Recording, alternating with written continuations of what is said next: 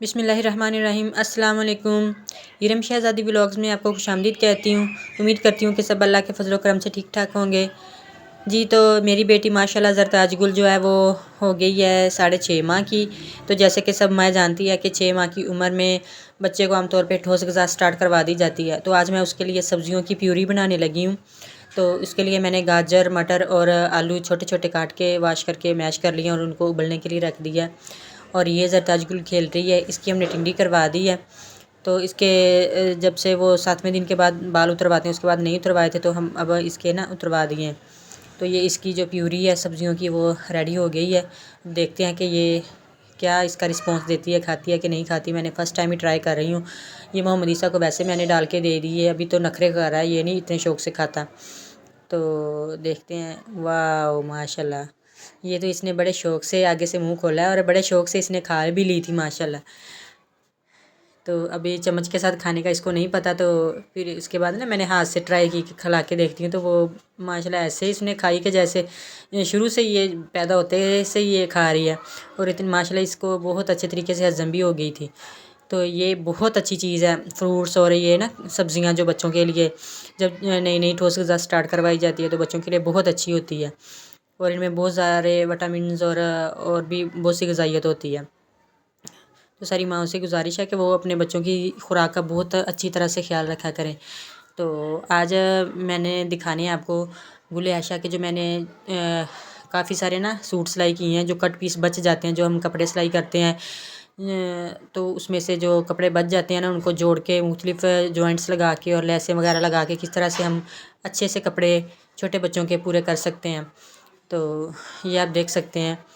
ये कुछ लोगों के मैंने कपड़े सिलाई किए हुए थे, तो उनमें से ये बचा बचा के मैंने गुल आयशा के 7-8 सूट ना स्टिच किए हैं। तो ये देखिए मैंने ये जॉइंट लगा के, जिसको सीढ़ी लेस कहते हैं, तो ये इसमें तो कम से कम ये 4-4 पीस थे छोटे छोटे से।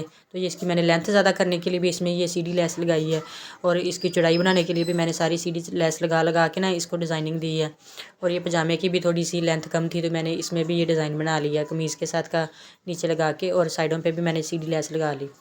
इसी तरह से ये एक सूट था, तो ये बड़ी देर से पड़ा हुआ था, पुराना सिल्क का, जैसे पहले ज़मानों में चलते थे।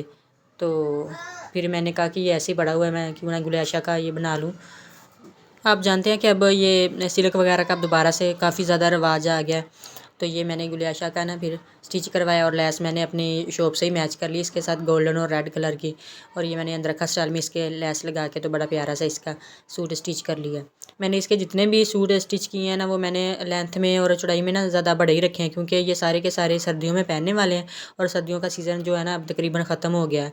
तो ये बस एक एक दो दो बार ही पहने जाएंगे, फिर अगली सर्दियों में पहने जाएंगे। तो इस लिहाज से ना मैंने थोड़े से बड़े बड़े ही रखे हैं, ताकि फिर अगले साल तक इसको छोटे ना हो जाए। ये देखिए ये भी मैंने जॉइंट लेस लगा के इसको सूट को बनाया, और ये मैंने थोड़ी सी फ्रिल बाजुओं पे लगा दिया। ये यहाँ पे भी बाजू के जोड़ आ रहा है। तो ये पजामे आप जानते हैं कि जब हम कटिंग करते हैं तो साइड से जोड़ ही आता होता है, तो वो फिर इस तरह से मैंने यहाँ पे भी लगा के जॉइंट लेस और इसका पजामा पूरा कर लिया, और बड़ा प्यारा माशाल्लाह इसका सूट बन गया, और इसको बड़ा प्यारा लगता है। इसी तरह से ये एक सूट पीस बचा था किसी के सूट में से ना, ये हैं खद्दर के थे, तो ये 2 पीस थे, तो इनका कंट्रास्ट अच्छा लग रहा था, और इस तरह से फिर मैंने ना ये सादा सा बना लिया इस तरह से। और ये अपनी शॉप में से ही फूल देख के मैंने मैच कर लिए, और ये बड़ा प्यारा माशाल्लाह इसका एक सूट बन गया।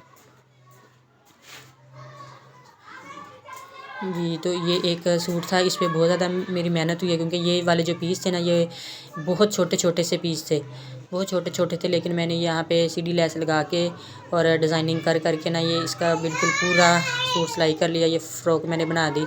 ये फ्रंट वाली जो पेटी थी ये भी काफ़ी छोटी थी, तो ये किसी तरीके से पूरी नहीं हो रही थी। तो फिर ये इस तरह मेरे पास नेट का एक पीस पड़ा हुआ था, नेट लेस का, तो ये मैंने फ्रंट पे लगा ली ये ब्लू लेस।